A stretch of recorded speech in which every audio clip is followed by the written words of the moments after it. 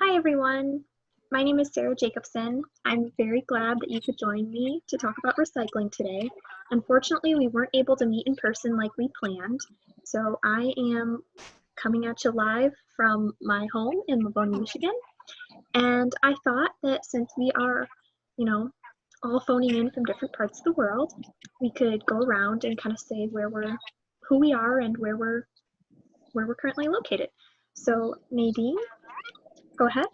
Okay, hi, I'm Nadine. I'm coming at you from London, England. Wow. How's Yeah, the weather up there? it's a bit rainy, but All it's good. right. All right. How about you, Jill? How's it going? Good. I'm Jillian, and I'm coming at you from the Netherlands, Amsterdam. And I can see a beautiful canal outside my window, so I'm doing okay. Nice. Yeah. I can't see any lakes from my window, but I am in Michigan. All right. Hi, Marwa. How are you? I'm good. How are you? My name is Marwa. I'm coming to you guys from Lebanon. It's currently cloudy outside. You think it might rain. It's beautiful, though. Yeah. All right. So let's start talking about our subject of the day, recycling. Okay. So basically, when we recycle, what we want to do is we want to take the material and we want to break it down and, make something new out of it. So there are a couple reasons to recycle. The first one being, obviously, we want to reduce the amount of waste that gets put into landfills every year. So in the United States, we have an organization called the Environmental Protection Agency. It's a government agency. And in 2017, they measured the amount of waste that got put into, that got generated every single day. So in 2017, there was 267.8 million tons of waste generated every single day. So about 94 million tons were recycled and composted.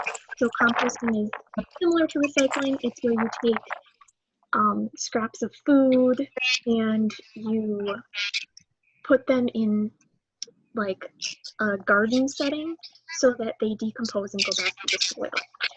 And so another 34 million tons were burned for energy, which, we're getting something out of that and it's not going into landfills. So that, it's not the cleanest energy, but it's also not the worst. So on the final 139 million tons, though, that ended up going into landfills.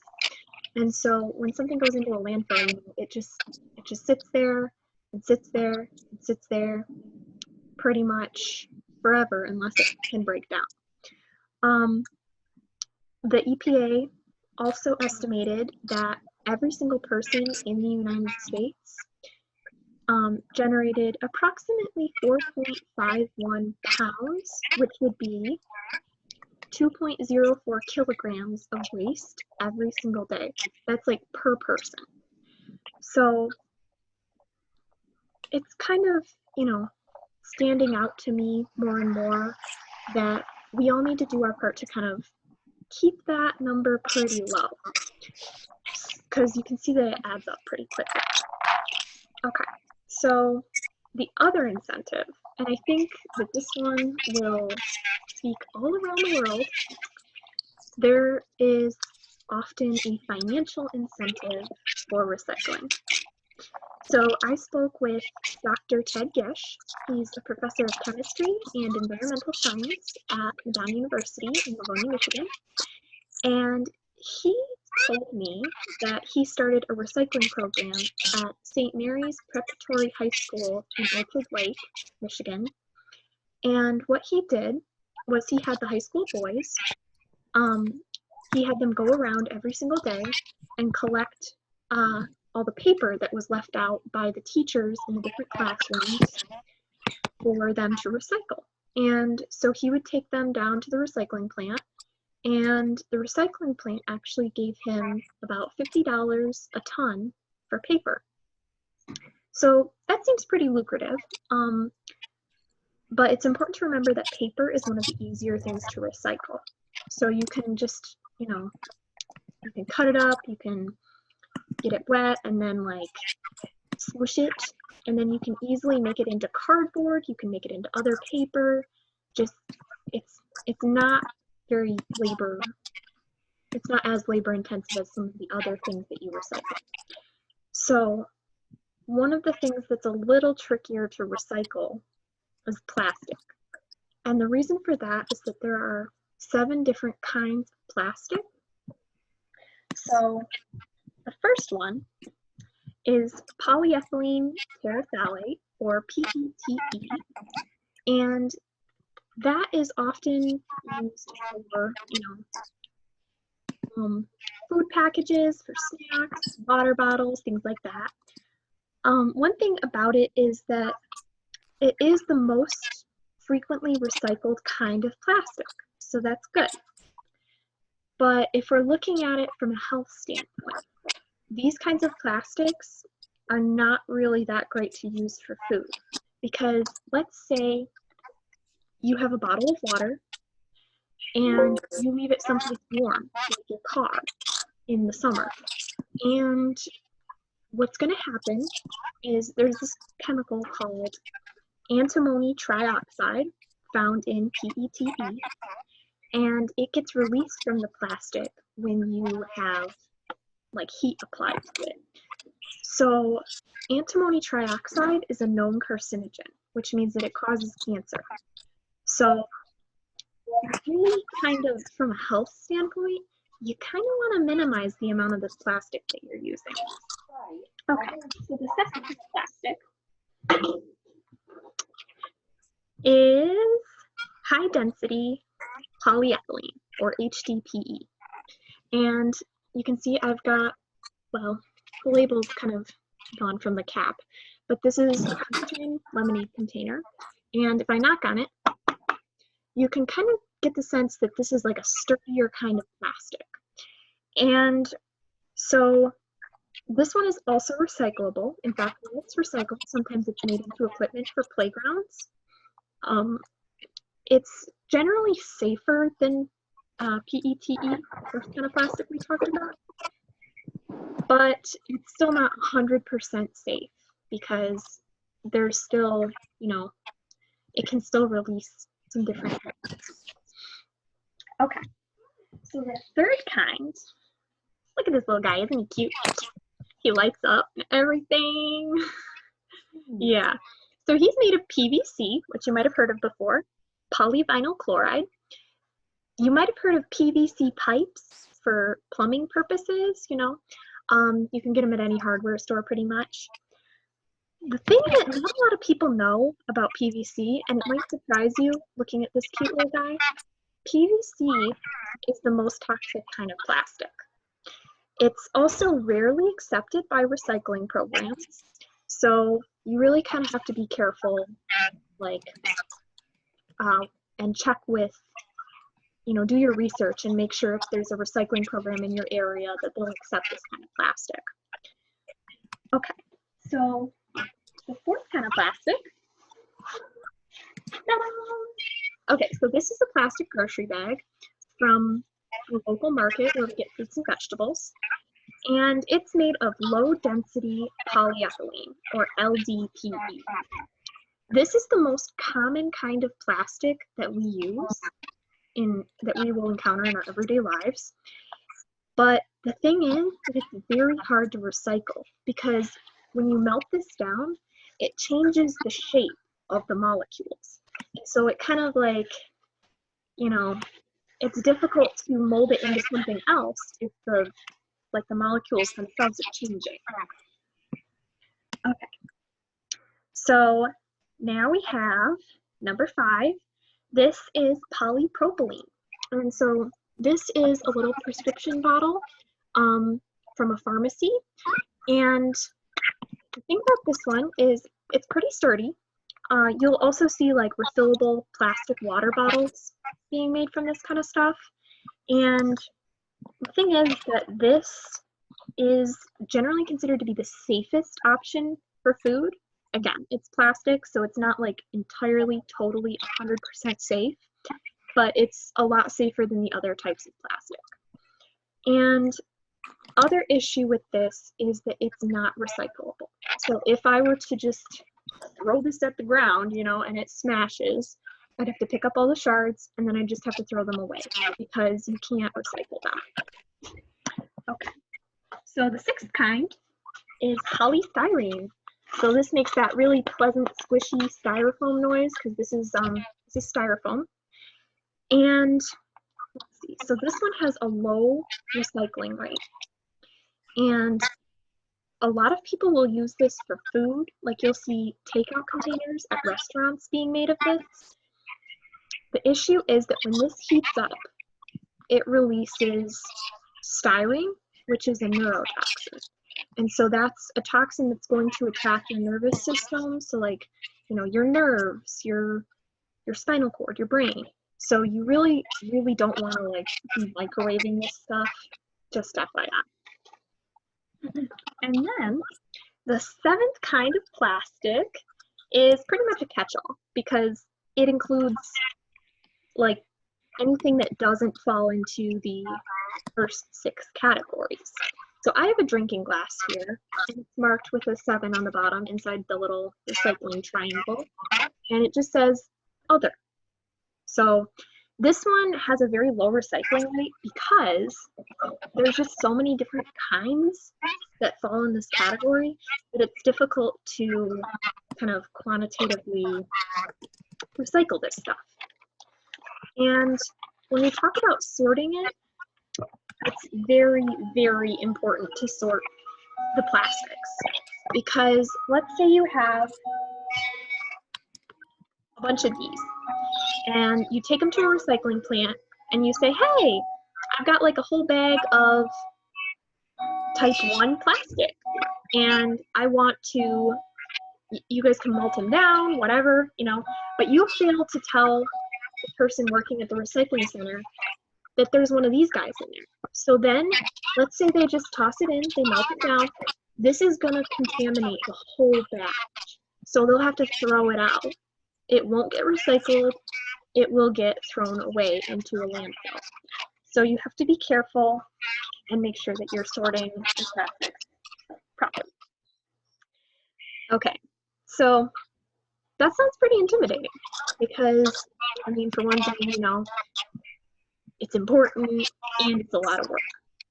But there are a few things you can do to kind of like ease your transition into recycling. So the best way to get started in recycling is to find someone who is already knowledgeable about recycling. So if you have like a teacher or, you know, a friend that already recycles pretty often, definitely get their advice on it. And another thing is that if you have a recycling center in your area, if your country offers recycling as an option, you should contact your local recycling center and ask for what they will take and what they will not take. Because you don't want to run into a situation where you think that they'll take all the different kinds of plastics, and so you'll, you know, put all of them together, and then they will, you know, say, oh, this is contaminated, and you have to get rid of the whole batch. So the local recycling centers will be able to tell you exactly what they will and will not take. It just comes down to being able to do the research. And since we are all meeting online, I know that we all have the internet, so, you know, there are plenty of good resources on the internet as well. Okay, but the best and the easiest step you can take to save yourself from having to sort this kind of plastic from this kind of plastic and this kind of plastic is to basically just reduce the amount of plastic you're using overall. Like, you know, obviously that's a big step to take, and so you don't have to do it all at once, right? But one simple way you can start is instead of going and buying a case of water, if you live in an area where there is clean water available to you, what you can do, I recommend getting an aluminum water bottle, because this isn't going to have those toxins that get released when you heat it up. So it's a healthier choice. Also, you're not going to have to repeatedly buy all of these water bottles, so it's going to be cheaper, and you're just not going to be putting all of these water bottles into landfills or, you know, having to figure out how to recycle them. So that's one, you know, pretty simple adjustment you can make to save yourself money, save your health a little bit, and save the environment. So another thing you can do, instead of having one of these every time you go shopping or a bunch of these every time you go shopping, is you can take some cloth shopping bags with you. They don't even really have to be like, I bought these and they are labeled as shopping bags. They can be like tote bags or, you know, anything you really have on hand that'll do the trick. They're a lot sturdier. You can throw them in the washer machine so they get sanitized. I know that that's a big topic right now, is like sanitizing everything. And then, yeah, it's just like it saves all of that plastic, which, if you remember, this kind of plastic is not recyclable. So it saves all that from going into landfills. Okay, and finally, how many of you guys have heard of the store Lush? Yeah, so you've either encountered it while you're here, or maybe they have it in your country. I'm not sure how many locations it has globally, but you know, it's a pretty popular retail chain. So they usually, you know, they sell the little bath bombs that they're really fizzy and colorful, and sometimes they're sparkly. But they also sell bars of shampoo, which are pretty interesting because you just take them in your hand like a regular bar of soap, you lather it up, and then it's like foamy on your hands, and then you go, you know, just mix it into your hair and lather it up and then rinse it out, and you're good to go. But that saves you from having to buy a plastic bottle of shampoo. And it also, they'll package it for you in like a little metal tin the first time you buy it, and then you can take that tin back and you can get refills to put in that tin when you run out. So it's, you know, saving the plastic packaging, and you know, that plastic packaging doesn't have to go into a landfill, and you don't have to try to figure out how to recycle it. Woo. Okay. And one important little takeaway here is that by doing your part, you're actually saving resources that we all use or that we all rely on. So one prime example of this is an article that National Geographic published in 2017 about our oceans and these things called microplastics. So some beauty products like toothpaste or like face washes will put these little tiny plastic beads called microbeads in their products. And these microbeads are less than 5 millimeters in size, so you can barely even see them. And so what happens is that they will, you know, you'll be using your toothpaste or your face wash, and you'll, you know, wash it off, and it'll go down the drain, and then it'll go into the waterways and into the ocean.